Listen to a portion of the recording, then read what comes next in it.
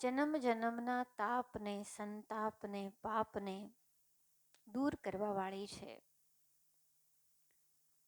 ભગવાન શ્રી રામજી જે અખિલાંડ કોટી બ્રહ્માંડ નાયક છે. શ્રી રામ સમાન ચરિત કોઈ નથી. એટલે જ કહેવાય છે કે રામ તુમ્હારા ચરિત સ્વયં કાવ્ય है, કોઈ કવિ બન જાય ये સહજ સંભાવ્ય है. કોઈ પણ કવિ બની શકે એવું આપનું ચરિત છે. અને એ ચરિતને આદિ કવિ શ્રી વાલ્મીકી ઋષિએ ગાયું અને એમના જ અવતાર સ્વરૂપ શ્રી તુલસીદાસજી મહારાજે અવધ ભાષાની અંદર, ગ્રામ્ય ભાષાની અંદર આની રચના કરી, જેથી કરીને સર્વસાધારણ વ્યક્તિ આ કથાનું રસપાન કરી શકે. સ્વયં ભગવાન શંકરે એના પર સત્યમ શિવમ સુંદરમ આમ કહીને સહી કરી અને એ તુલસીદાસજી મહારાજ આ વંદના પ્રકરણ કહી રહ્યા છે. આમ તો આ બાલકાંડ છે. શ્રી તુલસીદાસજી મહારાજે રામચરિત માનસની રચના 7 કાંડમાં કરી છે. બાલકાંડ, અયોધ્યાકાંડ, અરણ્યકાંડ, કિષ્કિંધાકાંડ, સુંદરકાંડ, ઉત્તરકાંડ, લંકાકાંડ. હવે અને 7 કાંડ એટલા માટે કર્યા, એવું કહેવાય છે ભગવાનના જે 10 અવતાર છે ને એમાં ભગવાન રામજીનો 7મો અવતાર છે. આપણે ત્યાં સંગીતના સૂર પણ 7 છે. આગળ જે મંગલાચરણના શ્લોક જે મુખ્ય છે એ પણ 7 છે. અને આપણા જીવનની અંદર વાર પણ 7 છે. કોઈ પણ વારે આનો મંગલાચરણ કરી શકાય.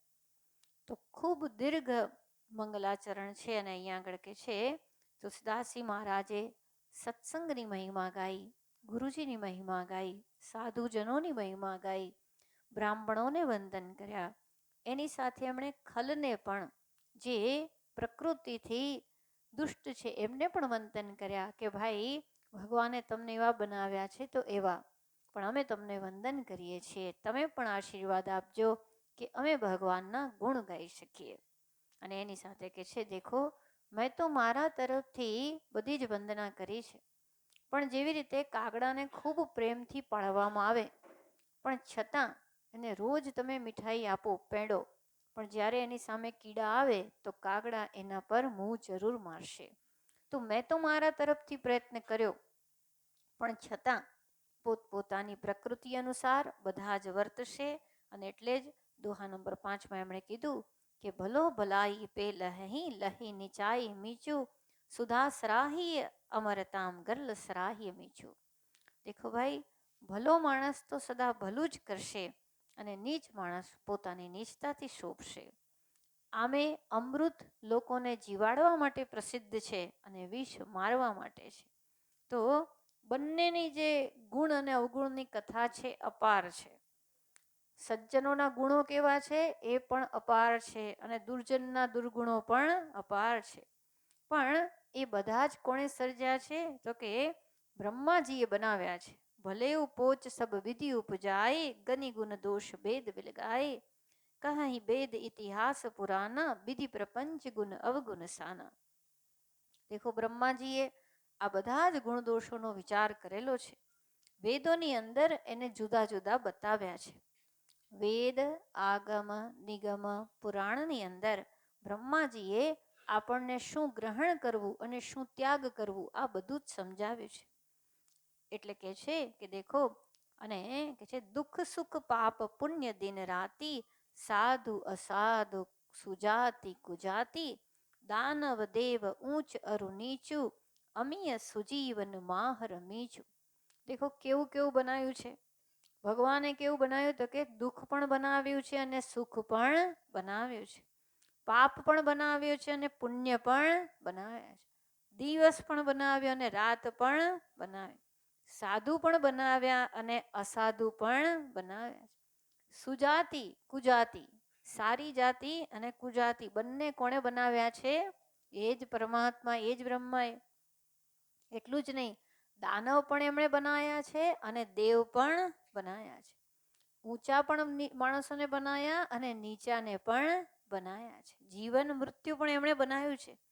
અમીય સુજીવન માહર મેચું, અમૃત પણ છે, જીવન આપનાર અમૃત છે અને વિષ જે છે મૃત્યુ આપનાર છે. અને એટલું જ નહીં, માયા બ્રહ્મ જીવ જગદીશા લચ્છી અલચ્છ રંક અવનીસા. માયા બ્રહ્મ જીવ જગદીશ લક્ષ્ય અલક્ષ્ય રંક અવનીસા. મતલબ કે છે કે દેખો, સંપત્તિ, દરિદ્રતા, રાજા, રંક આ બધું જ પરમાત્માએ બનાવેલું છે. એટલું જ નહીં, કાશી મગસુર સરિક્રમનાસ મરુમારવ મહિદેવ ગવાસા. તો કે છે કાશી, મગધ, ગંગાજી, સુરસરી એટલે દેવતાઓની નદી ગંગાજી, ક્રમનાશા કર્મનાશા નદી એ ત્યાં જ છે ને કાશીની આસપાસ. પણ કે છે એમાં કોઈએ સ્નાન ના કરાય, નહીંતર અત્યાર સુધીના બધા જે સત્કર્મો છે એ ધોવાઈ જાય. તો કર્મનાશાની અંદર કોઈએ પગ ના મુકાય. પણ આ કર્મનાશા પણ કોણે બનાવી છે? બ્રહ્માજીએ. તો કે છે આ બધું જ એમણે બનાવ્યું છે. એટલું જ નહીં, કે છે મરુમારવ મહિદેવ ગવાસા, કે જે મારવાડ અને માળવા, બ્રાહ્મણ અને કસાઈ, સ્વર્ગ અને નરક, સરગ નરક અપવર્ગ, અનુરાગ બિરાગા, નિગમા ગમ ગુણ દોષ વિભાગા. બ્રહ્માજી આ બધું બનાવેલું છે, સ્વર્ગ પણ નર્ક પણ. જેની અંદર જઈને રાડો પાડીએ એને નર્ક, અને જ્યાં સુખનો અનુભવ થાય એ સ્વર્ગ. એ બ્રહ્માજી દ્વારા બનાવેલું છે. અનુરાગ બિરાગા, આસક્તિ ને વૈરાગ્ય પણ એમના દ્વારા જ બનાવેલા છે. નિગમા ગમ ગુણ દોષ વિભાગા. નિગમનો અર્થ છે વેદ, આગમ પરંપરા પ્રાપ્ત. અને કહેવાય છે નિશેષેણ ગમયતી તત્વમ ધર્મમ ચ, જેમાં સંદેહ રહિત પ્રવેશ થઈ જાય જે તત્વમાં એ નિગમ. એ પણ કોના બનાવેલા છે? બ્રહ્માજીના. બરોબર. એનો અર્થ છે જે કંઈ આપણે જગતમાં જોઈએ છે એ બધું પરમાત્મા દ્વારા બનાવેલું છે. ક્યાંય એમાં કંઈ આપણે વધારે પડતું ખામી કાઢવાની જરૂર નથી. તો કે છે જડ ચેતન ગુણ દોષમય વિશ્વ કિન્હ કરતાર. ભગવાને જે બનાવ્યું છે જડ અને ચેતન, કે છે જેને આપણે જડ કહીએ. જડ કોને કહીએ? તો કે છે જે પોતાની જાતે ચાલે નહીં એને આપણે જડ કહીએ. દાખલા તરીકે આ ક્લિપને મેં અહીંયા મૂકી, હવે એને જાતે ચાલશે નહીં. અને અહીંયા એક કીડી હોય તો અને જાતે ચાલે. તો આ પ્રમાણે જડ ચેતન ગુણ દોષમય. ગુણ અને દોષ આ બંને આપણને ખબર છે. ગુણ જેનાથી કલ્યાણ થાય, દોષ જે ત્યાગમાં યોગ્ય છે. આ બધું જ વિશ્વ કિન્હ કરતા, આ બધાને બનાવનારો પરમાત્મા છે. તો પછી આપણે શું કરવું જોઈએ? એ પણ રામચરિતમાનસમાં તુલસીદાસજી કે છે, સંત હંસ ગુણ ગહહિ પય પરિહરી બારી બેકાર. જે સંતો છે શું કરે છે? પેલા હંસના જેવા.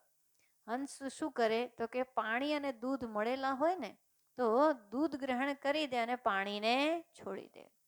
એવી રીતે જીવનની અંદર આ બધું જ આપણને દેખાશે ને, સુખ પણ દેખાશે, દુઃખ પણ દેખાશે, પાપ પુણ્ય બધું જ. પણ આપણે શું ગ્રહણ કરવાનું? તો કે ગુણને ગ્રહણ કરીને દોષને છોડી દેવાના. કોઈ પણ વ્યક્તિની અંદર અવગુણ જોવા કરતા ગુણ જોવાનો પ્રયત્ન કરો. અને પછી એક અવસ્થાની અંદર ગુણ અવગુણ બંનેને ત્યાગી કેવલ બ્રહ્મ દર્શન કરો. શરૂઆત ક્યાંથી કરો?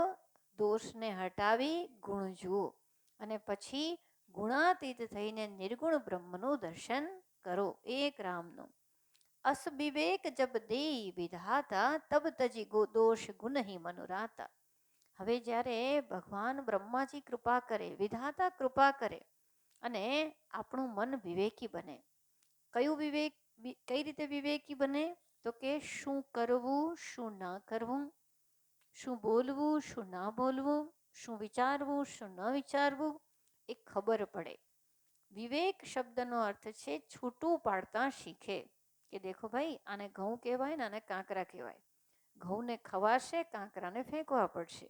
તો જ્યારે આપણને ભગવાન કૃપા કરીને વિવેક આપે કે બેટા આવું બોલીશ નહીં, આવું કરીશ નહીં, આમ જોઈશ નહીં, આવું ખાઈશ નહીં અને આને ખાજે, આ તારા માટે ગ્રહણ કરવા યોગ્ય છે, આ તારા માટે ત્યજવા યોગ્ય છે. અને સંતો કહે છે કે જીવનની અંદર ગ્રહણ શું કરો, તો કે પોતાના જીવનની પણ રક્ષા કરો અને અન્યના જીવનની પણ રક્ષા કરો. એ ગ્રહણ કરવા યોગ્ય છે. પોતાના જીવનને પણ હાનિ ન કરો અને બીજાના જીવનની પણ હાનિ કરો નહીં. પોતે પણ જ્ઞાન પ્રાપ્ત કરો અને અન્યને પણ જ્ઞાનમાં મદદ કરો. આ ધર્મ છે, ગ્રહણ કરવા યોગ્ય છે. પોતે પણ અજ્ઞાની ન રહો અને બીજાના જ્ઞાનને ક્યારેય કાપશો નહીં. બીજાના જ્ઞાનની ભૂમિકાને નષ્ટ ન કરતા. કોઈ ભણતું હોય તો કે ના ભણવાની ક્યાં જરૂર છે, આવું ન કરાય. તો ગ્રહણ કરવા યોગ્ય છે વિદ્યા. બીજું, આનંદમાં સ્વયં પણ રહો અને અન્યને પણ આનંદમાં રાખવાનો પ્રયત્ન કરો. આ પ્રકારે કોઈને વિચારીને પણ દુઃખ ન આપો. તો વિવેક શું છે? જે ગ્રહણ કરવા યોગ્ય છે ગ્રહણ કરીએ, ત્યાગવા યોગ્ય ત્યાગીએ. તબ તજી દોષ ગુણહી મનુરાતા. તો પછી ભગવાનની કૃપાથી મન ક્યાં લાગે? તો કે દોષોને છોડીને ગુણોને ગ્રહણ કરવામાં લાગે છે. કાલ સ્વભાવ કર્મ બરિયાઈ, ભલે પ્રકૃતિ બસ ચુકઈ ભલાઈ. દેખો, કાળ સ્વભાવ, ક્યારેક ક્યારેક એવું બને કે વખત એવો વાંકો પડે તો બિચારા સીધા માણસોથી પણ ભૂલ થઈ જાય. ક્યારેક એ લોકો પણ ક્યાંક ચક્કરમાં પડી જાય. આગળ આવવાની જ છે કથા કે નારદજીને પણ માયા વળગી જાય. તો એ લોકો ક્યારેક એવું બની શકે તો કે છે સો સુધારી હરિજન જીમિલેહી, દલી દુઃખ દોષ વિમલ જસ દેહી. જો આવું ક્યારેક જીવનમાં બને તો સંતો શું કરે છે? તો સંતો એની ભૂલોને ભૂલનારા, એની ભૂલોને ભૂલી જાય અને એને સારા માર્ગદર્શનથી આગળ વધારે છે. વારંવાર કહેતા નથી કે તું તો આવો, તે તો આવું કર્યું હતું ને, કોલેજમાં તે બીડી પીધી હતી, એટલે આ વાતને લઈને 25 વર્ષ સુધી ટોર્ચરિંગ કરાય નહીં. તો કે છે ભૂલી જાઓ. જે બીજાની ભૂલોને ભૂલી શકે ને એ સંત. ભૂલો યાદ ન દેવરાવી, ભૂલોને ભૂલાઈ દઈ અને આગળ વધારો. હા પસ્તાવો વિપુલ ઝરણું સ્વર્ગથી ઉતર્યું છે, પાપી તેમાં ડૂબકી દઈને પુણ્યશાળી બને છે. તો સો સુધારી હરિજન જીમિલી. સંતો બીજાના અવગુણને છુપાઈ અને એના ગુણને વધારે છે. અને દલી દુઃખ દોષ વિમલ જસ દે. એટલું જ નહીં, સંતો એમ પણ કે અરે ભાઈ, આ ભાઈ તો બહુ સાધુ છે, એના જીવનમાં તો ભગવાનની ભક્તિ છે.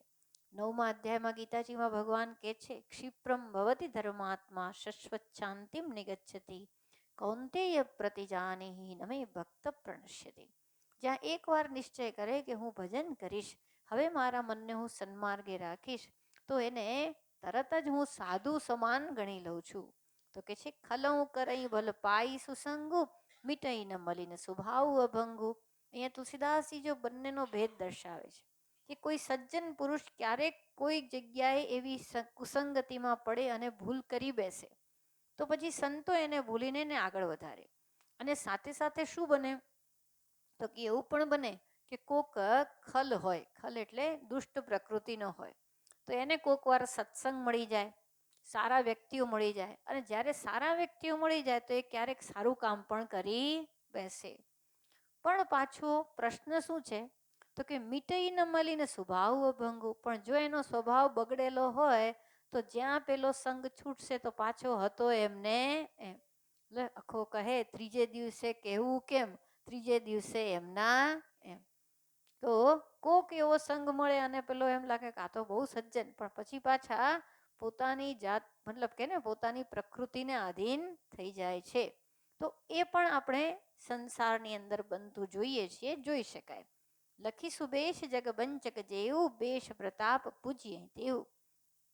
ભાઈ દેખો, કોઈ વેશધારી ઠગ હોય, સાધુના જેવો વેશ બનાવી લે તો વેશના પ્રતાપે લોકો એને પૂજે છે, આપ જાણો છો. પણ ઉધરઈ અંત ન હોય નિબાહુ, કાલ નેમ જીમિરાવન રાહુ.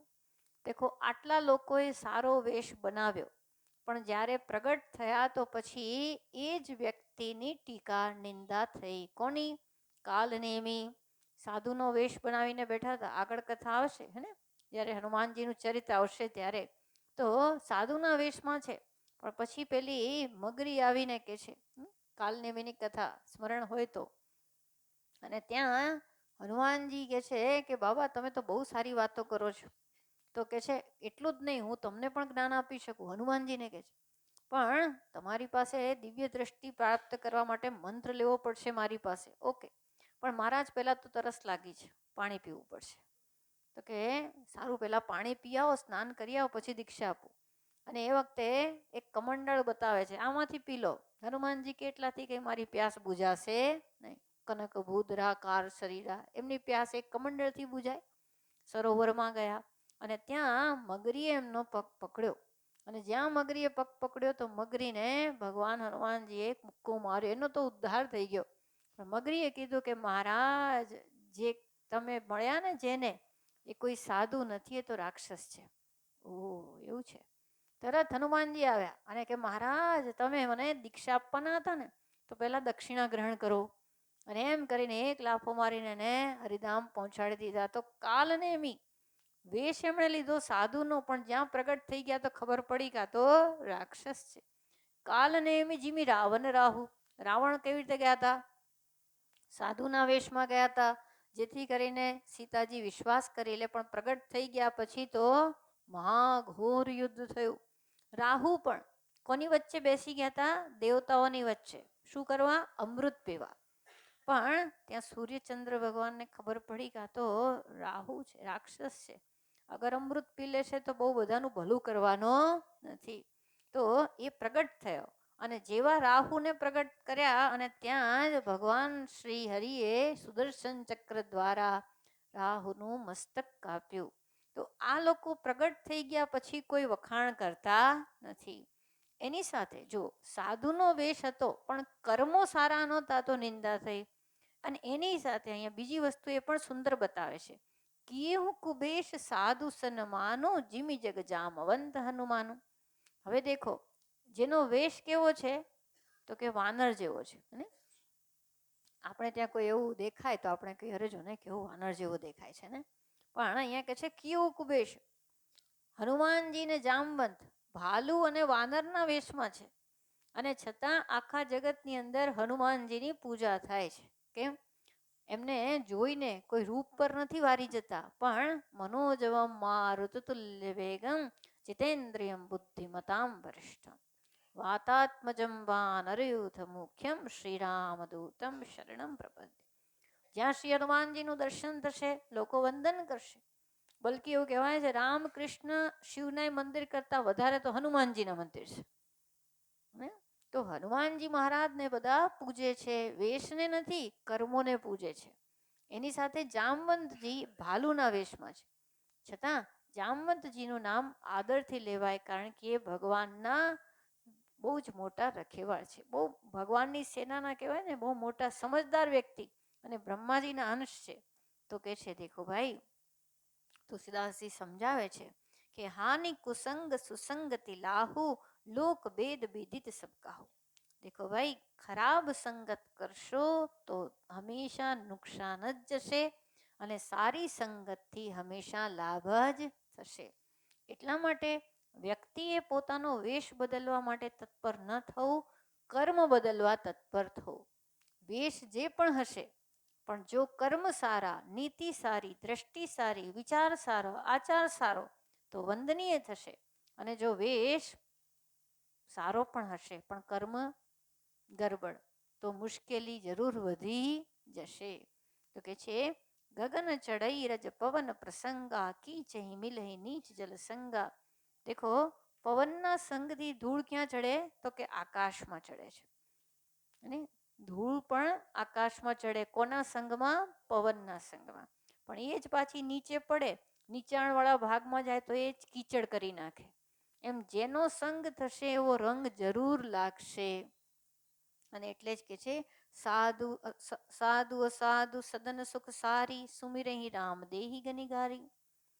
આપણે પહેલા આવી કથા સાંભળેલી જ હશે, આપ લોકોને પણ ખબર હશે કે એકવાર પેલા પોપટના બે બચ્ચા, નાનકડા બચ્ચા, હવે બે બચ્ચા રમતા હતા અને એ બે બચ્ચાને કોણ ઉપાડી ગયું? તો કે એક બચ્ચાને એક સાધુ ઉપાડી ગયા અને એક બચ્ચાને ડાકુ ઉપાડી ગયા.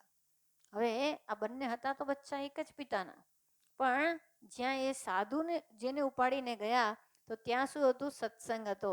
તો ત્યાં કોઈ પણ આવે તો કે બોલો સીતારામ સીતારામ સીતારામ. તો પેલું બચ્ચું શીખી ગયું સીતારામ સીતારામ સીતારામ. અને પેલા ડાકુ જેને ઉપાડીને ગયા હતા ને એમને પોપટ પાડવાનો શોખ હતો, તો એમણે પોપટ પાડ્યો. તો ડાકુ શું બોલે? મારો, કાપો, લૂંટી લો, ચોરી લો. તો એ પેલું બચ્ચું શું શીખ્યું? મારો, કાપો, લૂંટી લો, ચોરી લો. હવે પોપટ તો પોપટ રહ્યો અને આ બંને બોલે. તો એક વખત એ બંને ઉડીને મળ્યા તો બંનેની ભાષા જોઈને વિચાર આવ્યો કે આ બંનેમાં આવું થયું.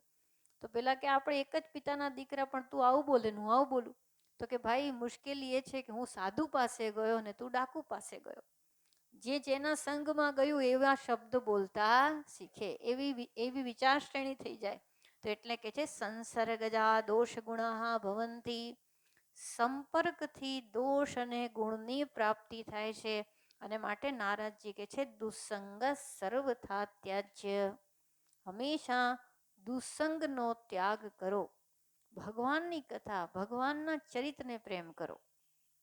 જો ભગવાનની કથા, ભગવાનનું ચરિત્ર એવું છે જે આપણને સંસારના વિષથી પાર કરે. એવું કહેવાય છે કે નોળિયો ને સાપ બંને લડે ને, નોળિયામાં ખરેખર ઝેર નથી, સાપમાં ઝેર છે. આવો સાપ નોળિયાને ડંખ મારે ને છતાં નોળિયો મરતો નથી. એનું કારણ શું છે? તો કે છે કે નોળિયો છે ને એક નોળવેલ નામની એક વનસ્પતિ છે, એને ઓળખે છે, એને સૂંઘીને આવે. જ્યારે જ્યારે એને લાગે ને કે આ સાપ હવે હેરાન કરે છે, ડંખ મારે છે, વિષ ચડે, તો એ નોળવેલને સૂંઘે એટલે વિષ ઉતરી જાય, એને વિષ ચડે નહીં. અને એ પ્રકારે નોળિયો બળવાન થઈને સાપને મારે. તો અહીંયા પણ એવું જ કે છે, દેખો રામકથા શું છે? તો કે નોળવેલની વનસ્પતિ છે. જ્યારે જ્યારે સંસારના સાપ ડંખ મારે ત્યારે ત્યારે કથા, ભગવત સત્સંગ એમાં જઈ આવું. એટલે એ નોળવેલને સૂંઘી લઈએ તો પેલા સાપની ઝેરની અસર થશે નહીં. ભગવાનની કથા, હાનિ કુસંગ સુસંગતિ લાવો. દેખો ભાઈ, સત્સંગ કરશો, સુસંગતિ હશે તો લાભ થશે. અને એના જ ઉદાહરણ આપીને કે છે ધૂમ કુસંગતિ કારિક હોઈ, લીખી પુરાણ મંજુ મસી સોઈ. જો કુસંગના કારણે ધુમાડો શું બની જાય? મેશ થઈ જાય. પણ એ જ ધુમાડાને એ લોકો સુંદર શાહી બનાવી દે તો પુરાણ લખવાના કામમાં આવે. સોઈ જલ અનિલ સંગાતા હોય, જલદ જગ જીવન દાતા. એટલું જ નહીં, એ ધુમાડો જ્યારે જળ, અગ્નિ ને પવનના સંગથી વાદળ બની જાય તો આખા જગતને જીવન આપનાર બની જાય. વારંવાર શ્રી તુલસીદાસજી મહારાજ આ વસ્તુ કહે છે, મનને હંમેશા સત્સંગમાં રાખો. સારા સંગ, સજ્જનોનો સંગ, સદવાંચન, સદચિંતન, સન્માર્ગ એનું ખૂબ મહત્વ છે. કારણ કે એવું કહેવાય સાવધાની હટી દુર્ઘટના ઘટી. જ્યાં આપણે ગરબડ સંગમાં પડીએ પછી ખબર નહીં ક્યાં જઈને આપણી ગાડી ઊભી રહે. અને ફરી કહે છે ગ્રહ ભેષજ જલ પવન પટ, પાઈ કુજોગ સુજોગ, હોય કુબસ્ત સુબસ્ત જગ લખઈ સુલક્ષણ લોક. દેખો ભાઈ, ગ્રહ માટે અહીં તુલસીદાસજી મહારાજ કેટલા પરમ વિદ્વાન છે ભાઈ. એક દોહાની અંદર તો કેટલું બધું બતાવી દે છે. એક ગ્રહ, જો ગ્રહ કયા સ્થાનમાં છે ને એના પરથી શુભ અને અશુભ ફળની ખબર પડે. ને કોઈ ગ્રહ સ્વયંમાં ખરાબ સારો એવું કંઈ ના કહી શકીએ, ક્યાં ઊભા છે એના પર છે. એવું કહેવાય છે કિમ કુર્વંતી ગ્રહા સર્વે યસ્ય કેન્દ્રે બૃહસ્પતિ. યસ્ય કેન્દ્રે બૃહસ્પતિ, જેની કુંડળીમાં કેન્દ્રમાં ગુરુ હોય, બૃહસ્પતિ એટલે ગુરુ, જેની કુંડળીમાં ગુરુ પડ્યો હોય કેન્દ્રમાં, એને બીજા ગ્રહો ક્યાંય નડી શકે. કેન્દ્રમાં ગુરુ છે, બધું બચાવી લેશે, બધેથી બચાવી લેશે, તકલીફ પડશે તો તરત ઉઠાવી લેશે, કારણ કે કેન્દ્રમાં ગુરુ છે. એટલું જ નહીં, એવું કહેવાય છે પાપ ગ્રહ પણ, રાહુ આદિ, તો કે પાપ ગ્રહ પણ ત્રીજા, 12મા અને શત્રુ સ્થાનમાં હોય તો પાછા લાભકારક છે. હવે આપણને તો એટલું જ્યોતિષનું નોલેજ નથી, પણ આવું કે છે મહાપુરુષો, બરોબર. તો ગ્રહ ક્યાં પડ્યા છે એના પર ફળ મળશે. યાની ગ્રહ કોના સંગમાં છે, ત્રીજા સ્થાનમાં છે, ચોથા સ્થાનમાં છે, પહેલા સ્થાનમાં, બીજા સ્થાનમાં, એ પ્રમાણે ફળ આપશે. તો કે છે ગ્રહ ભેષજ. બીજું કોણ આપશે એવી રીતે? તો કે ઔષધ, જે દવા છે. આયુર્વેદિકની અંદર, ઔષધની અંદર એવું છે આપણને કે જો આને મધ જોડે લેજો હો, જો મધ જોડે લેશો ને તો આ દવા તમને ગુણકારી છે. પાણી જોડે લેશો તો ગરબડ થઈ જશે. તમે આને આ ઘી જોડે લેજો, નહીતર આમ થશે. એનો અર્થ છે દવા પણ કોના સંગે લેવી એના પર રોગ જવાની વાત છે.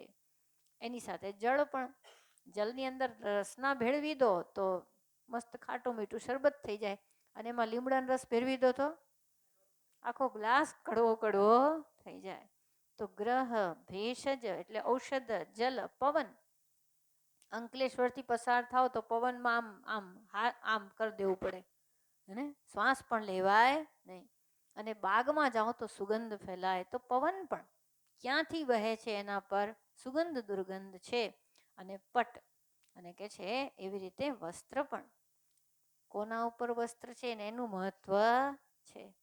એવું કહેવાય ને કે અમુક વસ્ત્ર અમુક વ્યક્તિ પહેરે તો તરત એની મહિમા વધી જાય. કોઈ ગરીબ વ્યક્તિ હોય ને કદાચ 5 લાખનો સૂટ પહેરીને જાય તો લોકો હસશે, કે કોકનો જ લાવ્યો હશે, માનશે જ નહીં કોઈ. અને કોઈ અમીર વ્યક્તિ ખાલી ફાટેલું બટન પહેરીને જશે ને તોય લોકો પડશે. તો વસ્ત્ર પણ વ્યક્તિના ઉપર, સારો વ્યક્તિ છે તો એના માટે કોઈ પણ વસ્ત્ર ચાલશે. સાદા સીધા જબ્બામાં પણ લોકો સ્વીકાર કરશે. તો પવન પટ પાય કુજોગ સુજોગ. સત્સંગ અને કુસંગથી આમની મહિમા છે. હોય કુબસ્ત સુબસ્તુ જગ લખહી સુલચ્છન લોક. અને કે છે ચતુર વિચારશીલ પુરુષો આ વાતને સમજી શકે છે. સમપ્રકાશ તમ પાખ દુહુ નામ ભેદ વિધિ કિન્હ. શશી પોષક શોષક સમજી જગ જસ અપજસ દિન. દેખો મહિનાની અંદર પણ આટલું નિરીક્ષણ બીજું કોણ કરી શકે? રામચરિતમાનસ અગાધ સમુદ્ર છે. જેમ જેમ જોતા જશો, જેમ જેમ વિચારતા જશો, ખબર પડશે ઓહો ઊંડાઈ તો જુઓ, ઊંચાઈ તો જુઓ, વિસ્તાર તો જુઓ. કે છે મહિનાના બંને પખવાડિયા 15-15 દિવસ. એક પક્ષ કયો છે? શુક્લ પક્ષ. એક પક્ષ કયો છે? કૃષ્ણ પક્ષ. હવે બંનેમાં ચંદ્રમાનો પ્રકાશ તો સરખો જ છે, પણ એકમાં શું છે? વધતો ચંદ્રમા, એકમાં ઘટતો ચંદ્રમા. તો જેમાં વધે છે એને શુક્લ કહે છે, અને ઘટે છે એને કૃષ્ણ કહે. અને કહે છે કે જે એક યશ અપાવે છે ને એક અપયશ અપાવે છે. આપણા સંગમાં કે આપણે જેનો સંગ કરીએ એના સંગમાં આપણામાં ગુણો વધે તો આપણને પણ યશ ને બીજાને પણ યશ. અને જો અવગુણો વધે તો એને પણ અપયશ અને આપણને પણ અપયશ. લોકો શું કહેશે? જેમ દીકરો બગડે તો બધા કે કોનો દીકરો ભાઈ? મા બાપનું નામ બગડે કે નહીં? અને 12માં પહેલો નંબર લાવે તો કોનો દીકરો ભાઈ? બરોબર, બંનેમાં ફેર પડે કે નહીં? ભણ્યો તો દીકરો જ, પણ પહેલો નંબર લાવ્યો તો એના માતા પિતાને પણ યશ મળ્યો, અને ફેલ થયા તો ધ્યાન રાખ્યું નહીં. મમ્મીને મોબાઈલથી ફુરસત મળે તો ને, એનો મતલબ એવો નહીં 12માં બોર્ડમાં નંબર લાવવાવાળાના મમ્મી પપ્પાએ મોબાઈલ તો વાપરતા જ હશે, પણ પેલો બદનામ થઈ જાય ના થઈ જાય. તો કે છે બંનેનો જે ગુણધર્મ, એક વધારવા વાળો એક ઘટાડવા વાળો. એટલું જ નહીં, જડ ચેતન જગ જીવ જત સકલ રામમય જાની. બંધો સબકે પદ કમલ સદા જોરી જુગ પાની. શ્રી તુલસીદાસજી મહારાજ કે છે આ જગતની અંદર જેટલા જડ ચેતન જીવો છે આ બધાને હું રામમય જાણીને ચરણ કમળની અંદર વંદના કરું છું. શ્રી તુલસીદાસજી મહારાજ જોડે આપણું મન એમની સાથે સાથે ચાલે. જો આપણે સત્સંગ કરવા ક્યાં જઈએ? આ સદગ્રંથ, આ સંતોના વચન એ જ આપણે માટે સારો માર્ગ છે, સત્સંગ છે. શ્રી તુલસીદાસજી સાથે આપણે ચાલતા રહીએ તો એમની દ્રષ્ટિ કેટલી સુંદર દ્રષ્ટિ છે. બધું જ ભગવાને બનાવેલું છે, બધું જ ભગવાનનું છે, બધામાં ભગવાન છે એમ કરીને નમસ્કાર કરે છે. આનાથી આપણું નિર્મળ મન થાય છે. અને ભગવાન કે છે નિર્મલ મન જન સો મોહી પાવા. મોહે કપટ છલ છિદ્ર ન ભાવા. પંખો કરો. જે નિર્મળ મન છે એ મને પ્રિય છે, તો બધાને વંદન કરે છે. એવું કહેવાય છે, જે નમે તે સૌને ગમે. દેવ ધનુજ નર નાગ ખગ પ્રેત પિતર ગંધર્વ બંદો કિન્નર રજનીચર કૃપા કરહું અબ સર્વ. એ કે છે દેવતાઓને વંદન છે, ધનુજ એટલે દૈત્યને વંદન છે, નર મનુષ્યને વંદન છે, નાગને વંદન છે, નાગ જાતિ છે એને વંદન છે, પક્ષીને, ખગ એટલે પક્ષી, પ્રેત, પ્રેતને પણ વંદન છે, પિતૃને પણ વંદન છે, ગંધર્વોને પણ વંદન છે. સ્વયં તુલસીદાસજી મહારાજને જે રામજીના દર્શન થયા છે એના મૂળમાં તો એક પ્રેતની કૃપા છે. શ્રી હનુમાનજીની કૃપા તો છે જ, પણ એવી કથા છે કે શ્રી તુલસીદાસજી મહારાજ જ્યારે રોજ જતા હતા, જ્યારે પોતે શૌચ આદિ માટે તો લોટો લઈને જતા હતા, તો પાણી વધે એ પીપળે પધરાવી દેતા હતા. અને એ પીપળે પ્રેત મહારાજ બિરાજમાન હતા. હવે રોજ રોજ એમને પાણી આપ્યું એટલે પ્રસન્ન થઈ ગયા. અને જે આપણા પિતૃઓ છે, આ બધી જે જાતિ છે, એ લોકોને જે પણ અંતઃકરણની ઈચ્છા હોય એને માટે આપણે જે એમને સદભાવથી અર્પિત કરીએ એનાથી બહુ પ્રસન્નતા થાય.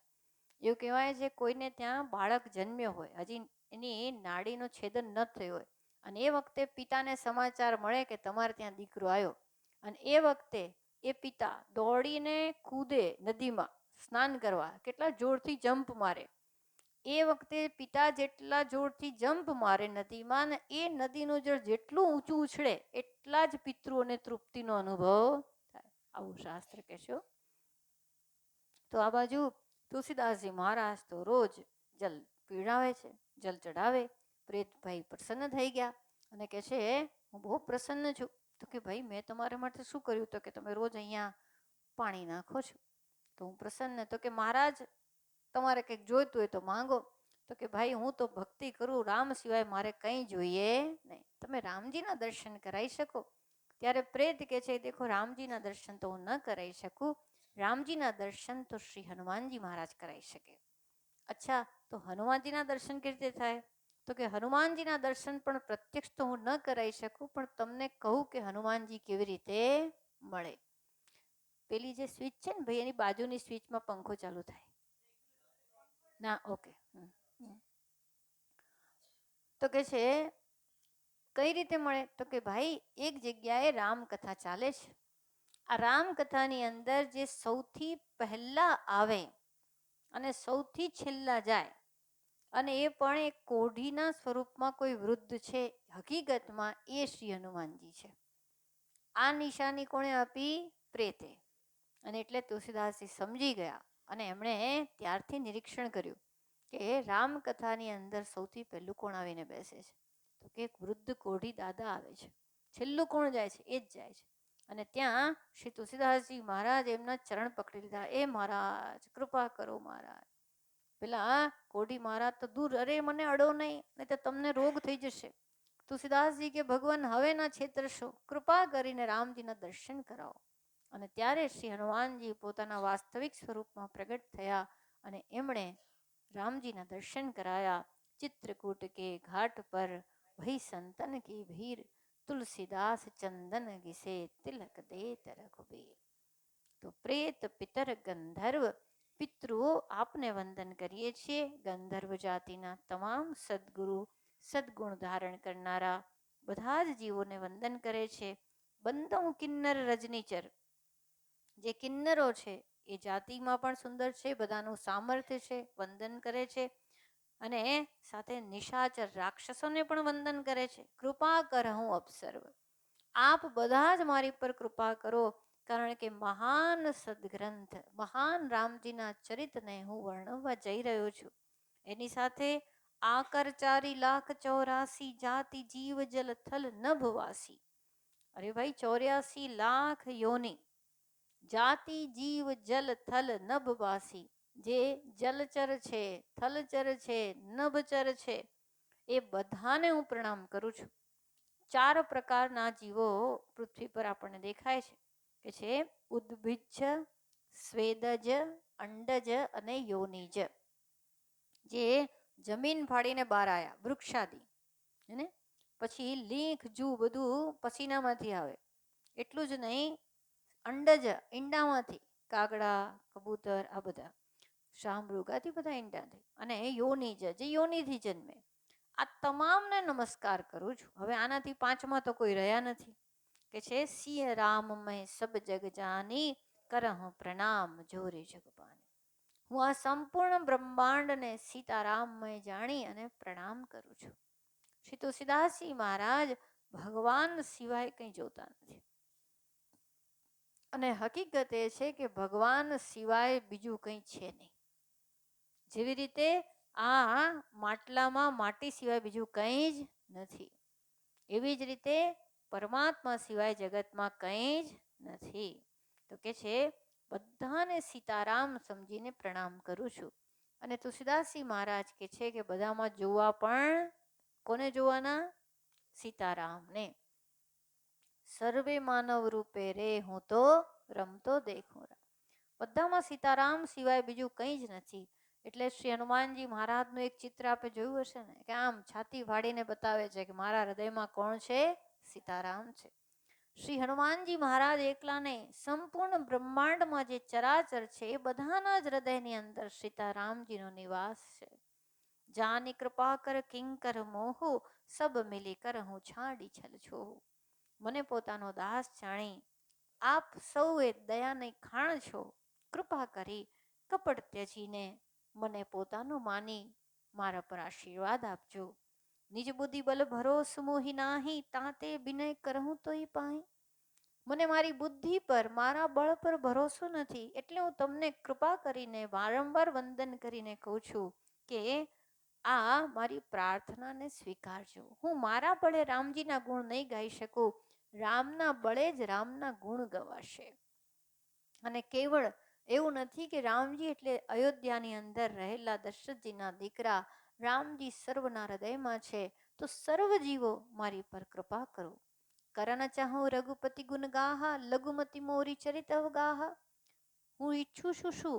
તો કે હું તો શ્રી રામજીના ગુણ ગાવાને માટે ઈચ્છું છું, પણ મારી બુદ્ધિ બહુ થોડી છે.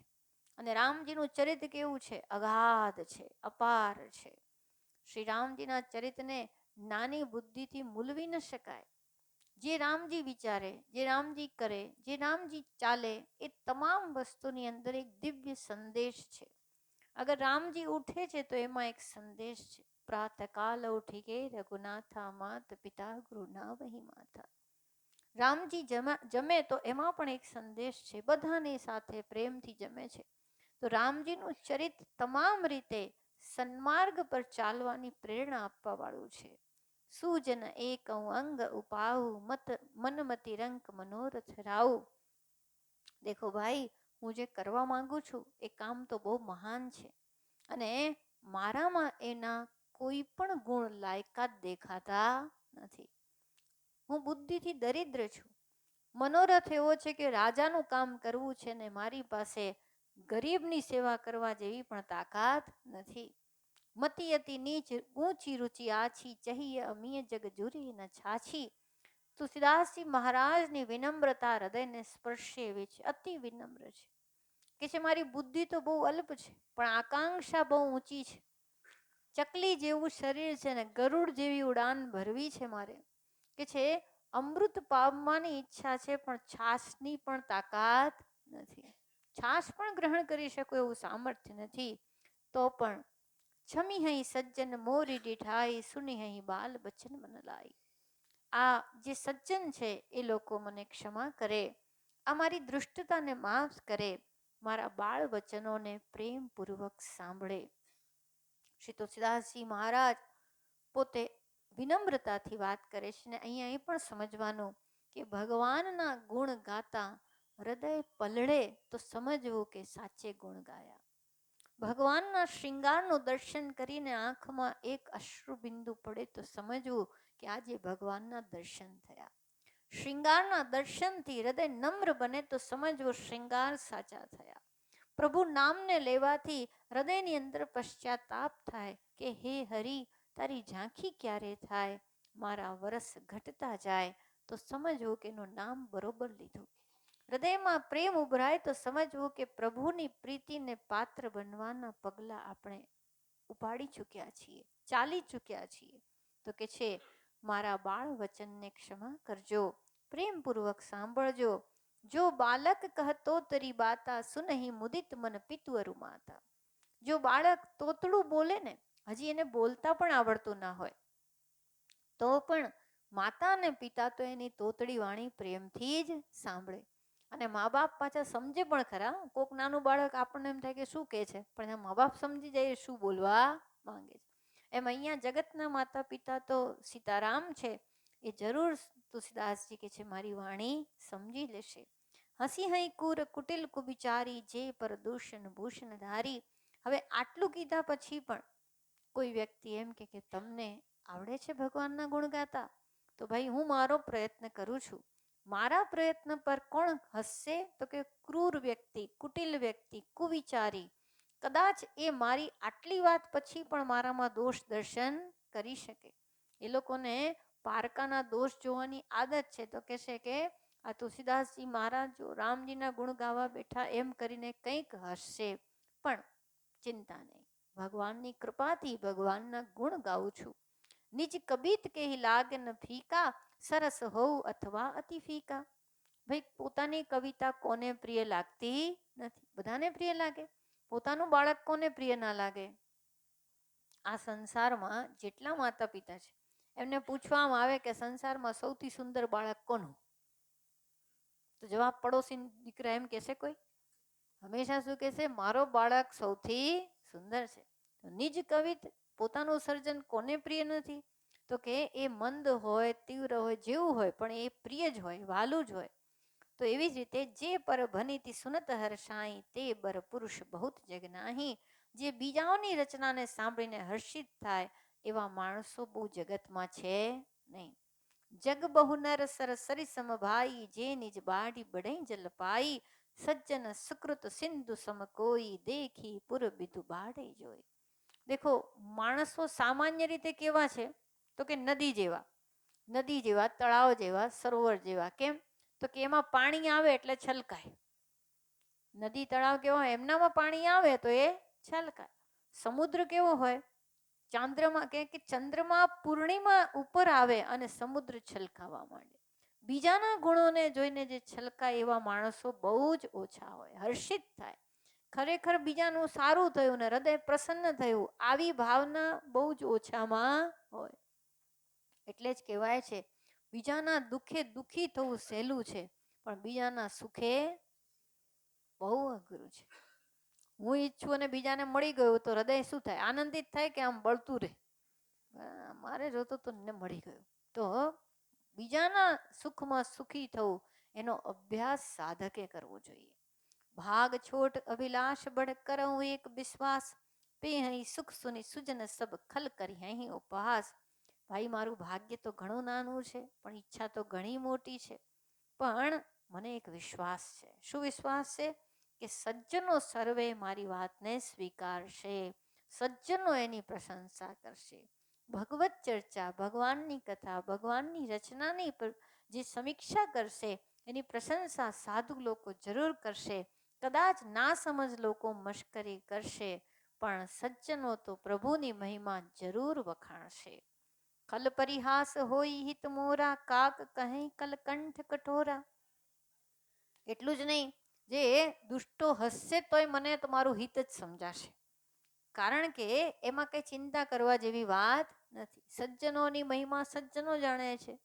બીજાને શું ખ્યાલ આવે? અને કદાચ નહીં ખ્યાલ આવે ને કહેશે કે અમને આમાં નથી ખબર પડતી, અમને સમજણ નથી પડતી, રસ નથી, તો હું એમાં ખોટું લગાડવાનો નથી. એ કે છે દેખો ભાઈ, કાક કહી કલકંઠ કઠોરા. ભાઈ કાગડાઓ જોડે કોયલ જાય ને તો કાગડાઓ શું કે? કોયલના વખાણ કરે. કાગડાઓ કાકા કરે ને એને કોઈ જો કોયલ ને કાગડા રંગ તો એક સરખા છે, કાળા, પણ કોયલ આપણા ધાબા પર બેઠી હોય તો આપણને એમ થાય હજી અડધો કલાક બોલે, એટલું મીઠું ટહુકો કરે. અને કાગડો બેઠો હોય તો જ્યાં કાકા શરૂ કરે તો માણસો ઉડાડવા માંગે. કાગડાને કોઈ બેહવા ના દે અને કોયલને કોઈ ઉડાડે નહીં. પણ તોય કોયલ કાગડાને ભાલી લાગે? કાગડાઓ કોઈ દિવસ કહેશે કોયલબેન જરા મારી જોડે બેસે નો, તમે બોલો, અમે મૌન રહીએ છીએ, તમે બોલશો તમને બહુ ગમશે. આવું કાગડા કહેતા નથી, હે ને? એટલે એનો સ્વભાવ, અને કોયલ કે છે આ મારો સ્વભાવ, કે જે હંસ હી બકદા દુર્જાત કहीं, હંસ હી મલિન ખલ બિમલ બત કहीं. તો કે બગલા, હંસ અને બંગલા શું કરે, તો કે હંસને હસે છે, અને દેડકા ચાતકને હસે છે, ને ચાતક પક્ષી જે છે એના માટે દેડકા હસે છે. તો જેવી જ એની પ્રકૃતિ, બગલો કોઈ દિવસ નહીં કે હંસે સફેદ બગલાય સફેદ, પણ બંનેની પ્રકૃતિ કેવી? હંસ એ છે જે દૂધ પાણી ભેગા હોય તો દૂધને પીએ ને પાણીને છોડી દે, અને બગલો ધ્યાન કરતો દેખાય પણ માછલી આવી નથી પકડીને ખાઈ જાય. હંસ તો પરમહંસ જેવા, પરમહંસો તો હંમેશા આમ દુર્લભ છે હંસને જોવા, હંસને મેળવવા. અને બગલા તો ક્યાંય ના ક્યાંય જાઓ સરોવર પર બગલા જ બેઠા હશે. તો જગતમાં આ બંને વસ્તુ દેખાય છે.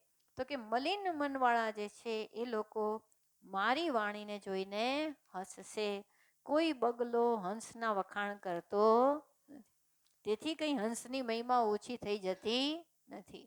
તો કે છે કબિત રસિક ન રામ પદ નેહો, તિન કહ સુખદ હાસ રસ એહો. ભાઈ જેને કવિતામાં પ્રીતિ નથી, રામચરણમાં પ્રીતિ નથી, તો કે છે જુઓ, જેને કદાચ કવિતા ગમતી હોય પણ રામચરણોમાં પ્રીતિ ન હોય, તો એને પણ આ કવિતામાં શું કહી શકીએ, તો કે આ કવિતા એને શું કરાવશે, જે હું લખી રહ્યો છું એ કવિતા તિનક સુખદ હાસરસ એવું. તો કદાચ એને આ કવિતામાં મજાની દ્રષ્ટિ, આનંદની, હસવાની દ્રષ્ટિ રહેશે. જો ભાઈ કેવી લખી, ભાષા ભનીતી મોરી મતી મોરી, હસી બે જોગ હસે નહીં ખોરી. તો કે છે આ મારી બુદ્ધિ તો ભોળી છે, ભલે એ લોકો હસશે તો આમાં મને કોઈ દોષ લાગવાનો નથી. જ્યારે તુલસીદાસજી મહારાજે રામચરિત માનસની રચના કરી, કાશીના વિદ્વાનોએ ખૂબ પરીક્ષા કરી, ખૂબ હેરાન કર્યા, કારણ કે એમને એમ થતું હતું કે ભાઈ જો આ લૌકિક ભાષામાં આવા ગ્રંથ રચાશે તો અમને કોણ પૂછશે, સંસ્કૃતની પાસે કોણ આવશે, એટલે એમને ખૂબ પરેશાની ઉઠાવવી પડી છે. પણ છતાં એ તો લાગ્યા જ રહ્યા. અને એ વખતે કહેવાય છે કે બહુ સારા વિદ્વાન હતા એ વખતે, શંકરાચાર્યના પદમાં કે એ જ સંપ્રદાયમાં હતા, લગભગ મધુસૂદન સરસ્વતીજી કે કોઈ નામ છે.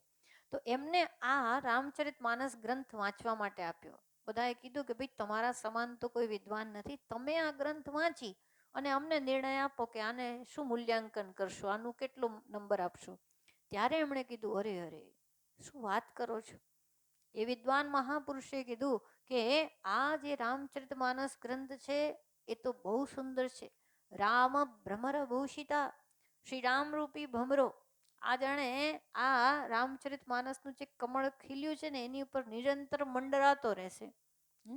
આનંદ કાનને યસ્મિન, આ આનંદ કાનન યાની આનંદનું જ વન છે, અને એની અંદર રામજી નિરંતર પ્રસન્ન થાય. એટલે જ્યારે આવું વિદ્વાને કીધું એટલે બીજા બધાએ પણ માન્યું કે ના ભાઈ, ભલે લૌકિક ભાષામાં ગ્રંથ છે પણ અતિ ઉદાત છે.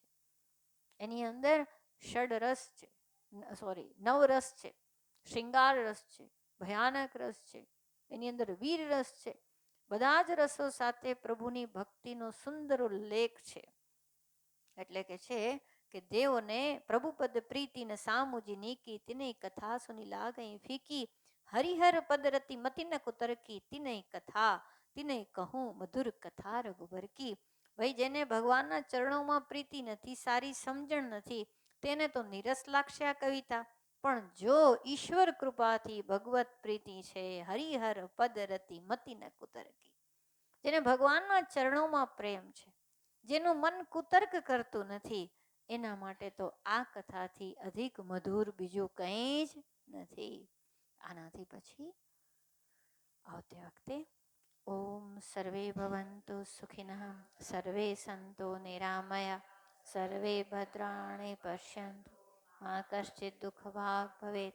ઓમ અસતો મા સદગમય, તમસો મા જ્યોતિર્ગમય, મૃત્યોર્મા અમૃતમ ગમય. ઓમ પૂર્ણમદ પૂર્ણમિદમ પૂર્ણાત પૂર્ણમુદચ્યતે, પૂર્ણસ્ય પૂર્ણમાદાય પૂર્ણમેવાવશિષ્યતે. ઓમ શાંતિ શાંતિ શાંતિ. હરિ ઓમ શ્રી ગુરુભ્યો